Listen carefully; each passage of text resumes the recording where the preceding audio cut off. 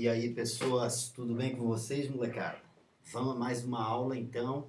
Nossa aula de número 21 da apostila 8, né? Essa aula a gente vai falar de um grande escritor do segundo momento realista, segunda fase, geração de 30, Graciliano Ramos.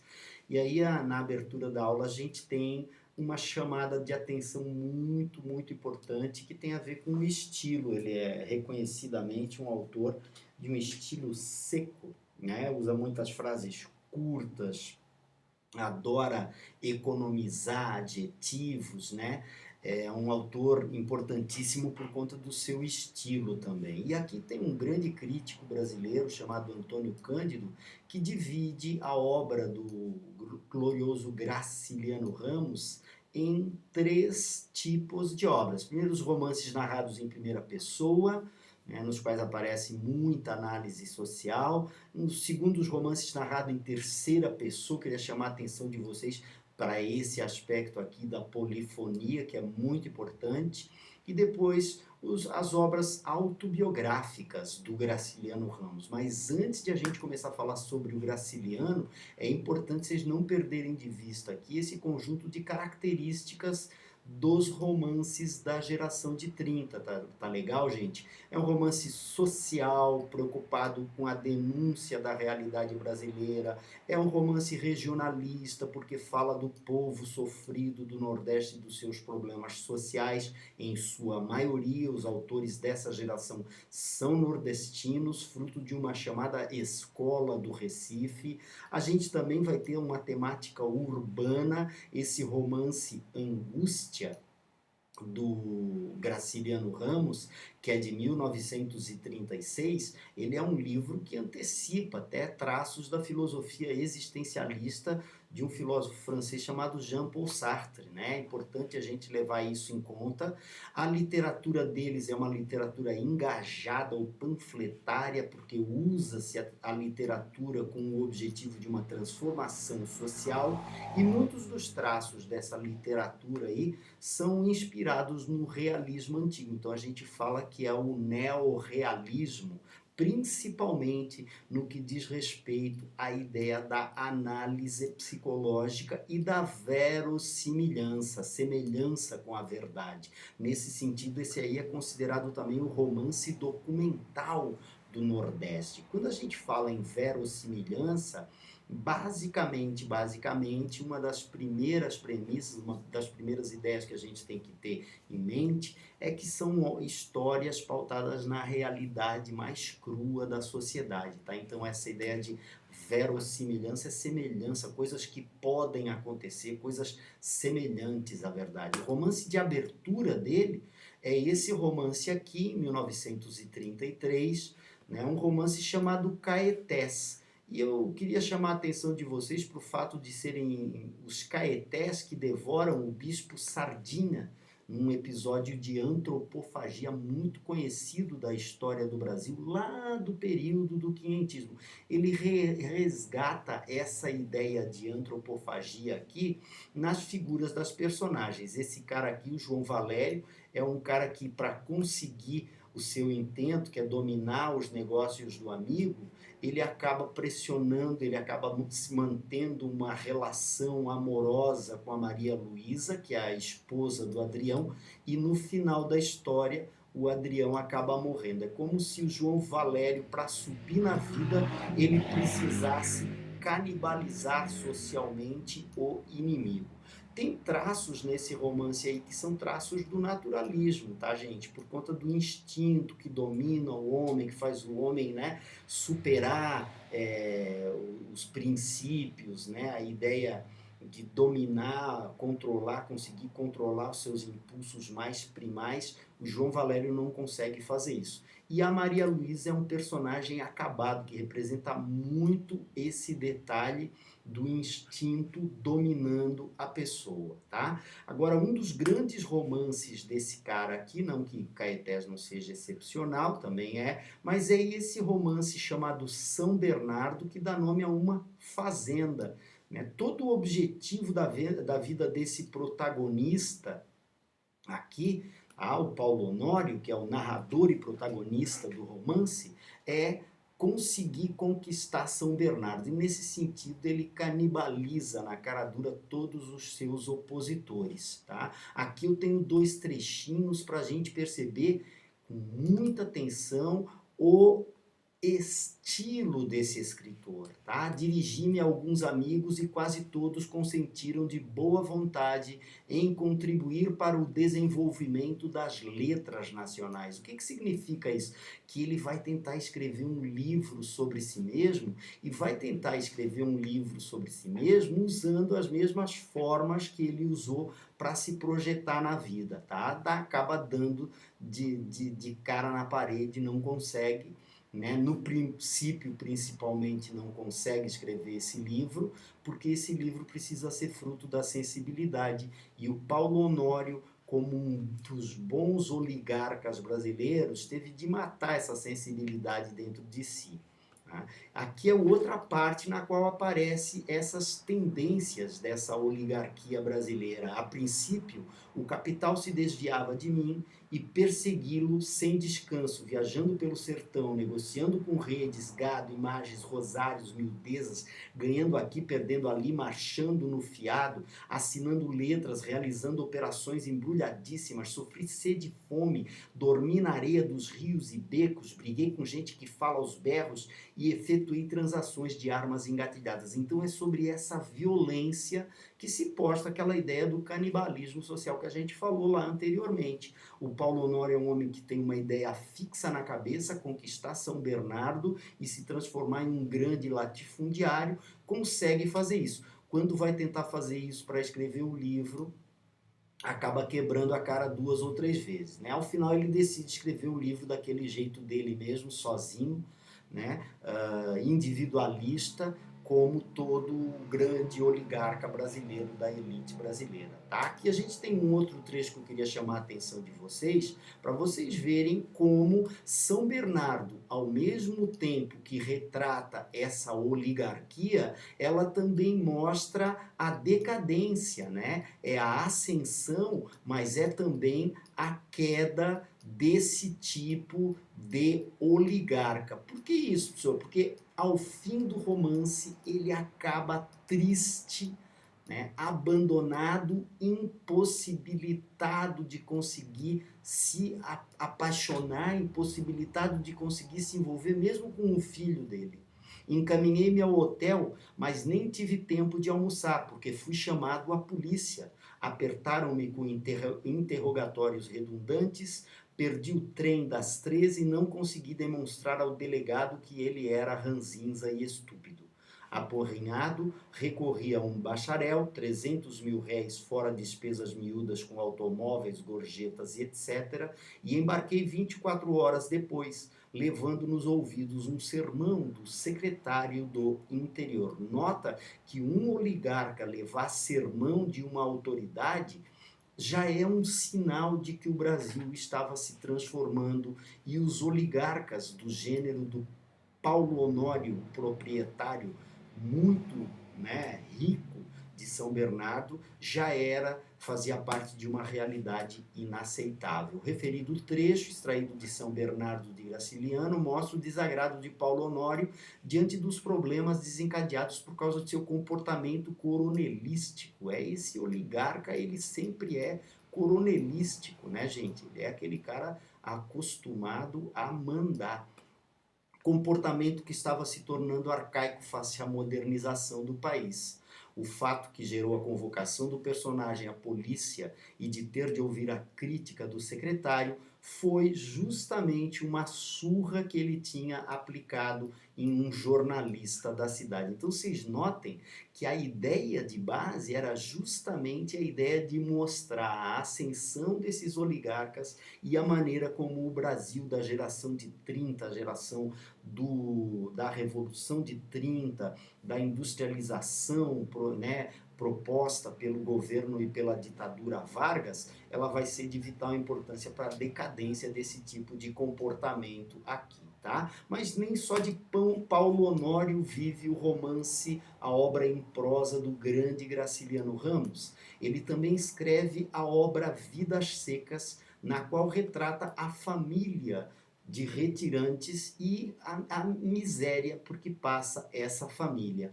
Queria chamar a atenção de vocês para o fato de que esse romance ele é considerado um romance desmontável, porque, por exemplo, se a gente for lá e ler o capítulo de Baleia, pessoal, a impressão que se tem é que se está lendo um conto. Tem uma unidade muito perfeita, começo, meio e fim. Então dá para a gente ler o texto da Baleia e conseguir compreender perfeitamente toda a história da cadelinha, né? Como ela era humana, como ela era verdadeiramente sensível. E aí eu queria chamar a atenção de vocês para o fato de que esse aspecto de um animal ser extremamente sensível e o ser humano se tornar insensível, ele leva a uma das características da literatura do Graciliano Ramos. O ser humano, ele brutalizado, ele acaba se animalizando. E esse é um outro traço muito parecido com o naturalismo, lá do século XIX, época do Aloysio de Azevedo de Curtiço, que eu e vocês já conhecemos, tá? Dessa parte aí eu ainda queria chamar a atenção para um aspecto que é de vital importância. Quando começa o romance, eles estão circulando pelo sertão, eles estão procurando um lugar para morar, eles estão em mudança. E quando acaba-se o romance, gente, a gente tem o capítulo Fuga, que estão eles de novo em movimento. Então a gente chama esse romance de um romance cíclico ou um romance circular. Por quê, pessoal? Porque é um ciclo sem fim. Essa luta pela sobrevivência desses nordestinos miseráveis é um ciclo que basicamente parece que não tem fim. Os personagens fundamentais dessa narrativa aí são o Fabiano, que é o pai, né? A gente tem também o pai, que é bruto, bruto ao extremo. A gente tem assim a Vitória é a mais inteligente, gente. É muito interessante, porque quando precisa fazer contas, o Fabiano ele vê-se na obrigação de pedir para a Vitória fazer as contas, porque ele sempre se sente enganado pelos homens da cidade quando vai levar a mercadoria. O menino mais velho e o menino mais novo. Nota que a cadelinha tem um nome próprio. E esses, o menino mais novo e o menino mais velho, eles não têm nome. Não tem nome no romance inteiro. E isso aí já é um caráter que demarca aquela brutalidade por que passam esses personagens do romance Vidas Secas, tá? Vamos dar uma olhadinha num fragmento de Vidas Secas. Vivia longe dos homens, só se dava bem com animais. Os seus pés duros quebravam espinhos e não sentiam a quentura da terra. Montado, confundia-se com o cavalo, grudava-se a ele e falava uma linguagem cantada, monossilábica e gutural, que o companheiro entendia, o companheiro cavalo entendia. A pé não se aguentava bem, pendia para um lado, para o outro lado, cambaio, torto e feio, às vezes utilizava nas relações com as pessoas a mesma língua com que se dirigia aos brutos, exclamações, onomatopeias. Na verdade, falava pouco. Admira as palavras compridas e difíceis da gente da cidade, admirava as palavras compridas da gente da cidade, tentava reproduzir algumas em vão, mas sabia que elas eram inúteis e talvez perigosas. Nota que tem todo esse lado da linguagem no personagem, hein, galera? O personagem ele se expressava através de exclamações e de onomatopeias, porque brutalizado por aquela vida, ele acabava sendo incapaz de estabelecer comunicação, né? E se comunicar é uma prerrogativa humana, né? Dominar a linguagem, dominar a sintaxe, dominar uma língua é uma prerrogativa humana. Então o texto no seu conjunto enfatiza essa identificação do Fabiano com os animais, tá? Muito importante para a gente perceber o estilo, que é estilo curto aqui, olha só, na verdade falava pouco, aqui ó, a pé não se aguentava bem, aqui ó, pendia para o lado, para o outro, cambaio torto e feio. Nota que esse caráter de frases, uso de frases curtas, é o que caracteriza aquele estilo seco e econômico de que a gente falou. Óbvio, o romance Vidas Secas, os personagens não conseguem se comunicar, a linguagem e o estilo também são secos para traduzir essa secura. O mulungu do bebedouro cobria-se de arribações, mau sinal. Provavelmente o sertão ia pegar fogo. Vinham em bandos, arranchavam-se nas árvores da beira do rio, descansavam, bebiam e, como em redor não havia comida, seguiam viagem para o sul. O casal agoniado sonhava desgraças, o sol chupava os poços e aquelas excomungadas levavam o resto da água, queriam matar o gado. Alguns dias antes estava sossegado, preparando látegos, consertando cercas. De repente, um risco no céu, outros riscos, milhares de riscos juntos, nuvens, o medonho rumor de asas a anunciar a destruição. Ele já andava meio desconfiado, vendo as fontes minguarem, e olhava com desgosto a brancura das manhãs longas e a vermelhidão sinistra das ruas. Notem, o sol chupava os poços, as excomungadas das aves de arribação levavam o resto da água.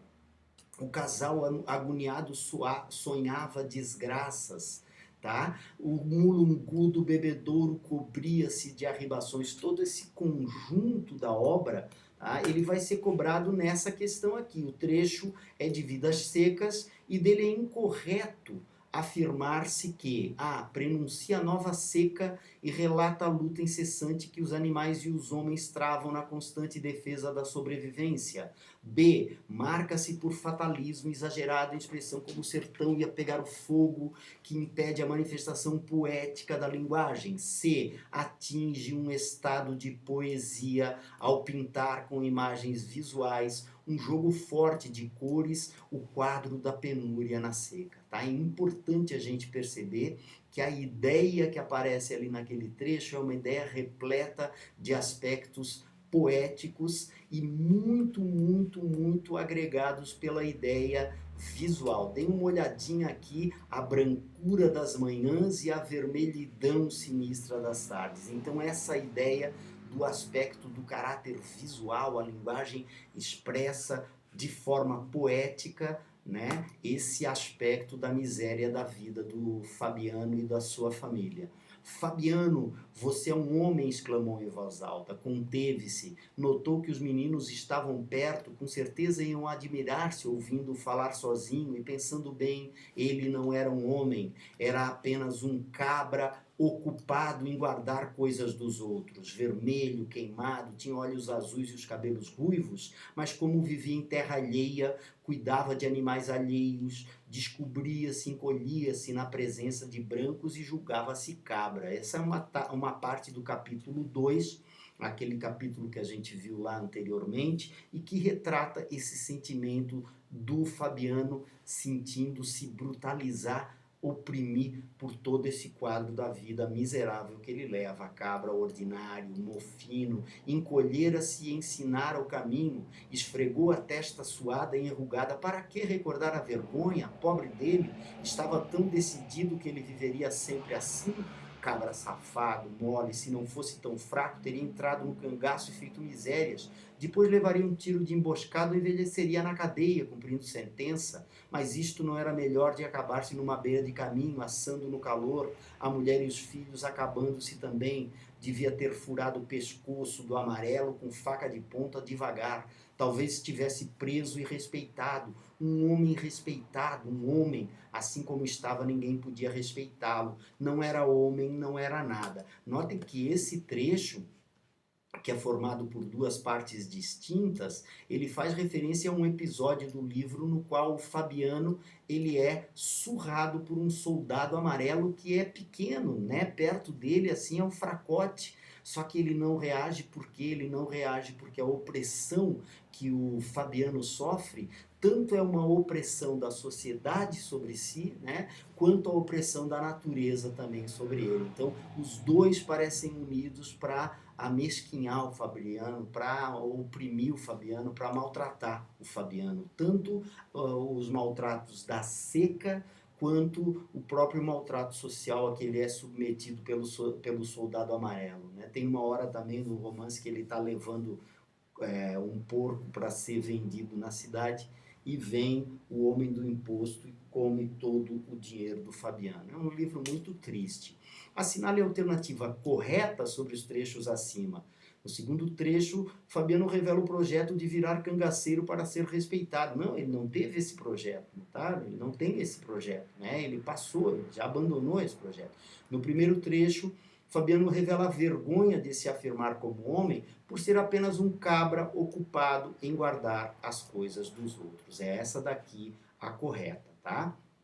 Então, basicamente, a gente tem um autor aí que é um autor muito preocupado com a crítica social. Eu queria chamar a atenção de vocês que essa crítica social na obra do Graciliano Ramos, ela aparece também nos livros autobiográficos. Infância é o relato da infância dele, uma infância difícil, na qual era muito surrado pelo pai, maltratado pelo pai, e foi publicado em 1945. Já Memórias no Cárcere, de 1953, retrata um ano de prisão que ele pegou durante a ditadura do Getúlio Vargas. Vamos dar uma olhadinha num trecho de infância que é esse capítulo aqui, Cegueira. Afastou-se da escola, afastou-me da escola, atrasou-me, enquanto os filhos do seu José Galvão se internavam em grandes volumes coloridos, a doença de olhos que me perseguia na meninice. Torturava-me semanas e semanas, eu vivia na treva, o rosto oculto num pano escuro, tropeçando nos móveis, guiando-me às apalpadelas ao longo das paredes. As pálpebras inflamadas colavam-se, para descerrá-las eu ficava a tempo sem fim, mergulhando a cara na bacia de água, lavando-me vagarosamente, pois o contato dos dedos era doloroso em excesso. Fim da operação extensa, o espelho da sala de visitas mostrava-me 2 bugalhos sangrentos que se molhavam depressa e queriam esconder-se. Os objetos sumiam, os objetos surgiam empastados e brumosos. Voltava a abrigar-me sob o pano escuro, mas isto não atenuava o padecimento. Qualquer luz me deslumbrava, feria-me como pontas de agulha. Sem dúvida, o meu espectro era desagradável, inspirava repugnância e a gente da casa se impacientava. Minha mãe tinha a fraqueza de manifestar-me viva antipatia. Dava-me 2 apelidos, Besouro Encorado e Cabra Cega. Então notem o sofrimento, nem a própria mãe se sensibiliza com a doença do filho. Tá? Aqui a gente tem um outro trecho, que é um trecho importante também, porque frequentemente surgem questões falando sobre a vida política do Graciliano Ramos. Ele, a princípio, ele esteve filiado ao Partido Comunista. Depois, gente, ele acaba se tornando prefeito, tá, da cidade onde morava, Palmeira dos Índios, em 1928, tá? Antes, portanto, de ser um comunista. E essa carta aqui é a carta que, de certa forma, pode ser considerada a carta que dá início à obra literária dele, que foi mandada para um sujeito, né, um Augusto Frederico Schmidt, que era grande editor no Rio de Janeiro, leu a carta e disse: esse cara aqui deve ter algum livro guardado na gaveta. E entrou em contato com o Graciliano, e o Graciliano tinha lá o livro Caetés, a sua primeira publicação. A partir daí, né, foi um grande romancista. Administração. Relativamente à quantia orçada, os telegramas custaram pouco, de ordinário vai para eles dinheiro considerável. Não há vereda aberta pelos matutos que prefeitura do interior não ponha no arame, proclamando que a coisa foi feita por ela. Comunicam-se as datas históricas ao governo do estado, que não precisa disso. Todos os acontecimentos políticos são badalados porque se derrubou a Bastilha, um telegrama porque se deitou pedra na rua, um telegrama porque o deputado F esticou a canela, um telegrama. Bom, vamos dar uma olhadinha nesse texto aqui, que é o texto da resposta aqui, tá? A resposta é importante, da questão, né? O relatório traz a assinatura de Graciliano Ramos, na época prefeito de Palmeira dos Índios, e é destinado ao governo do estado de Alagoas. De natureza oficial, o texto chama a atenção por contrariar a norma prevista para esse gênero, pois o autor emprega sinais de pontuação em excesso. B. Recorre a termos e expressões em desuso no português. C. Apresenta-se na primeira pessoa do singular para conotar intimidade com o destinatário. B. Privilegia o uso de termos técnicos para demonstrar conhecimento especializado. E. Expressa-se em linguagem mais subjetiva, com forte carga emocional. Nota, galerinha, que é aqui que a gente tem que tascar. Essa daqui é que é a alternativa correta. A alternativa E. Ah, por quê, pessoal? Porque a ideia de base aqui, pessoal, é que naquele contexto ali, esse aqui é para ser um texto mais técnico, não pode ser um texto. Notaram aqui na questão, ó, de natureza oficial, a ideia era escrever um texto mais técnico. O que ele fala aqui? Ele comenta, inclusive, os erros cometidos, abusos cometidos por outros políticos. Tá? Por quê, pessoal? Que ele diz ali, ó, todo mundo gasta com telegrama, todo mundo gasta com telégrafo. Pô, na verdade, não precisa. Ó. Isso acontece porque os acontecimentos políticos são badalados, sabe? Porque fez isso, porque fez aquilo, esticou a canela, um telegrama. Então ele usa uma linguagem que é uma linguagem mais subjetiva, com uma forte carga emocional. E é isso o que caracteriza esse trecho da obra, né, dessa carta. Era para ser uma carta e o texto sai um texto bastante, muito emotivo, tá? Aqui aquela questãozinha que a gente já viu, né? E agora a gente vai para o final da aula, que eu queria chamar a atenção de vocês aqui. É uma parte importante, sobretudo porque é a hora de a gente ver algumas características. Esse regionalismo que o Graciliano Ramos desenvolve é um regionalismo que tem que ser considerado também um regionalismo que consegue falar para o homem de todas as regiões. Então a gente diz que é um regionalismo universal. Por quê, pessoal? Porque a sociedade brutaliza o homem em todos os cantos, a natureza brutaliza o homem em todos os cantos. Então não é uma luta única de personagens como o Fabiano, né? É uma luta universal, do homem universal. Por isso que a gente diz, é regionalismo, porque foca muito o problema do Nordeste. E é universal, porque diz ao homem universal, homem de todos os lugares. Como é que o Graciliano faz esse tipo de literatura? Fazendo uma análise psicológica e mostrando o homem humilhado diante das opressões das forças sociais. Tá? Mas ele também usa muito a opressão da natureza sobre o homem, a luta do homem contra a natureza.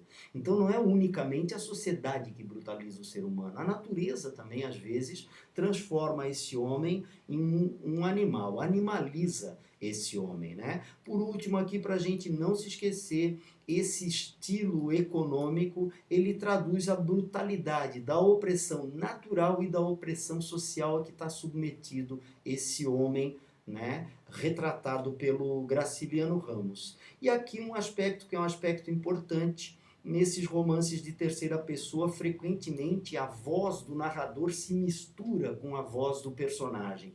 E esse momento é que ocorre aquilo a que a gente chama de polifonia. Muito frequentemente, eles fazem referência a esse tipo de discurso como o uso do discurso indireto livre, né? Discurso direto, aquele que o personagem fala. Discurso indireto, o narrador fala pelo personagem. E o discurso indireto livre é aquele no qual a voz do narrador se mescla, se mistura à voz desse personagem.